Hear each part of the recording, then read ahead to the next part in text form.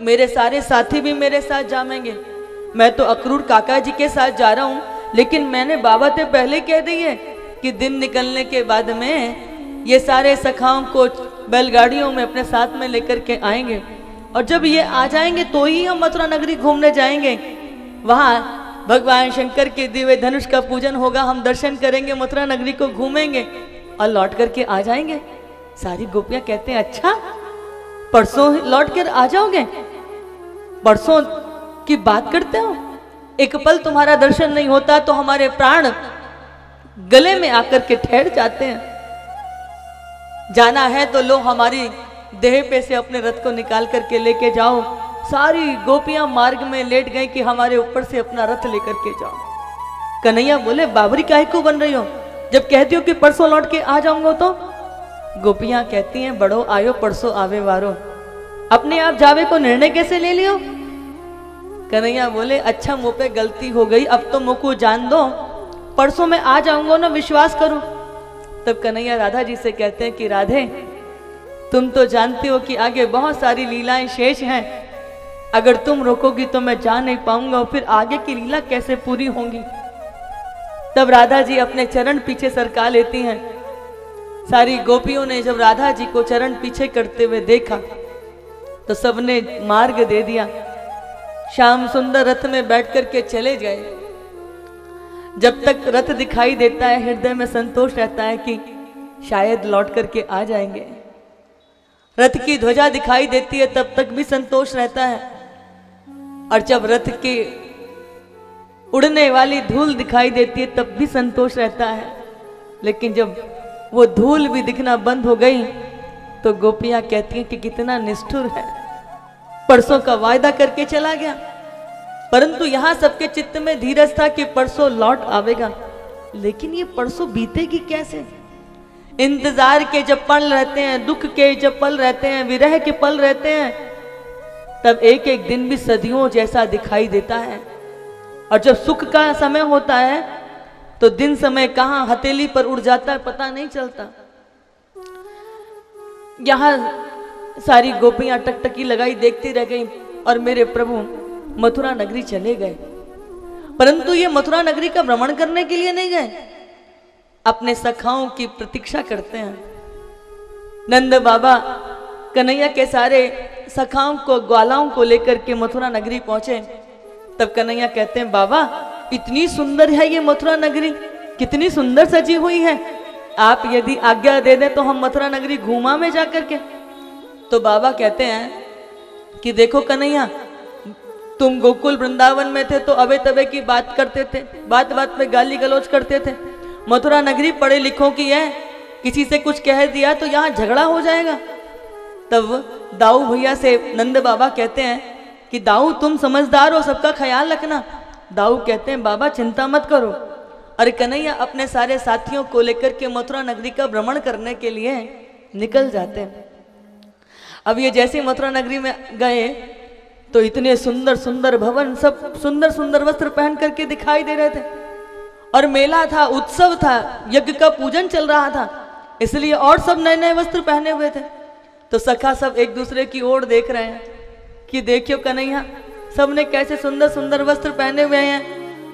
और ये जितने भी ब्रजवासी थे, किसी ने लंगोट पहन रखी है, किसी ने जो है गले में अंगोछा डाल रखा है, सब एक दूसरे को देखकर संकोच कर रहे थे। कन्हैया कहते चिंता करने की जरूरत ना है। थोड़े आगे गए तो वहां एक बड़ा सा धोबी घाट था। उस धोबी घाट पर बहुत सारे लोग जो है वस्त्र धो रहे थे। तो कन्हैया ने एक धोबी से कहा कि मामा जी तनिक कुछ वस्त्र हमारे सखाओं को भी दे दो।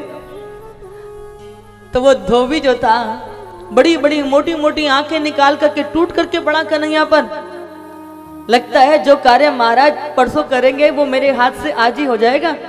कहाँ भोजराज कंस और कहाँ ये ढोर जंगल चरावे वाले गवरिया महाराज कंस के वस्त्र पहनेंगे।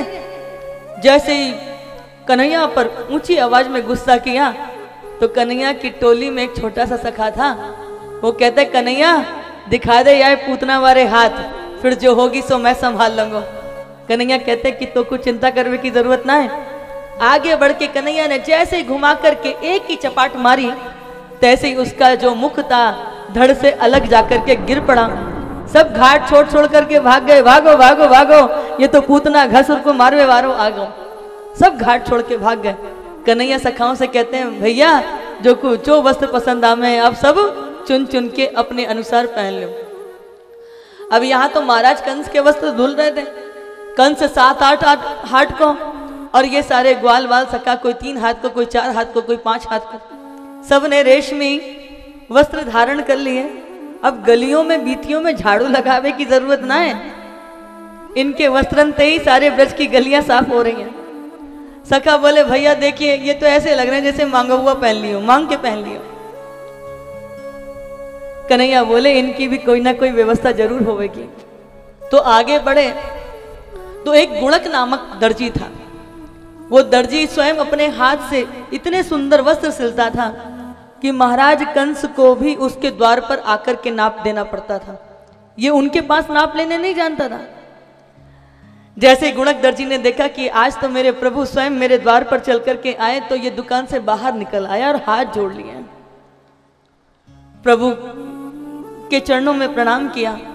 गुणक कहता है कि प्रभु यदि आप थोड़ा सा समय दें तो मैं आपके मित्रों के वस्त्र उनके शरीर के अनुरूप कर दूंगा, वस्त्र उतारने की भी आवश्यकता नहीं पड़ेगी। सारे सखा खड़े हो गए और गुणक दर्जी ने बहुत अल्प समय में ही सारे उनके सखाओं के वस्त्र उनके शरीर के अनुरूप सिल दिए। ढेरों कपड़ों की कतरन वहां इकट्ठी हो गई।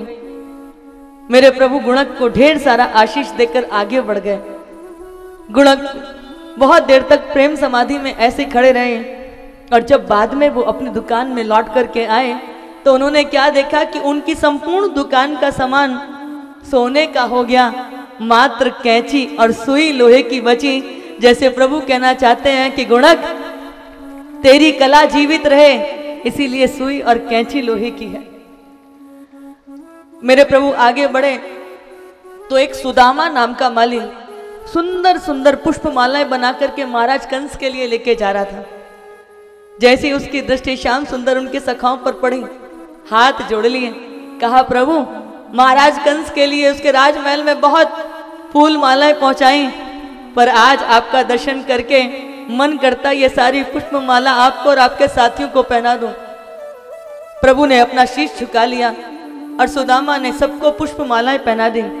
अब प्रभु के ये सारे साथी किसी बड़े बड़े सेठ साहूकार से कम नहीं लग रहे। सुंदर सुंदर रेशमी पोशाक धोतियों को धारण करके गले में पुष्प माला पहने हुए अब ये सब बड़े मस्त चाल में चल रहे हैं। अवर्णीय शोभा है इनकी देखने में बन रही है।